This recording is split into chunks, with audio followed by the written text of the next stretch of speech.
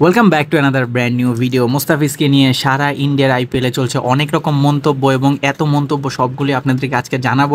তার মধ্যে সবচেয়ে যে টপ 4 মন্তব্য করেছেন যারা ক্রিকেট বিশ্লেষক রয়েছে তাদের। সো চলুন দেরি না করে স্টার্ট করা যাক। প্রথমে আসি সাইমন ডুলকে নিয়ে। তিনি বলছেন মুস্তাফিজের কবজির অবস্থান অবিশ্বাস্য, সে অনেকটাই মুরালির মতো বল করেন। এটা কিন্তু একটা খুবই বড় একটা স্টেটমেন্ট আমি বলা যায়।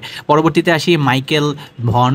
তিনি বলেছেন যেমন অ্যাঙ্গেলে বল করা হয়েছিল সেটা অসাধারণ ছিল এবং রাসেল হিট করতেই পারেননি, তাকে অবাক হয়নি, কারণ মোস্তাফিজের বলটাই ছিল অসাধারণ, যার কারণে অবাকই হননি মাইকেল ভন। পরবর্তী মন্তব্যটি করেছেন মিচেল ম্যাকলেগনাঘা।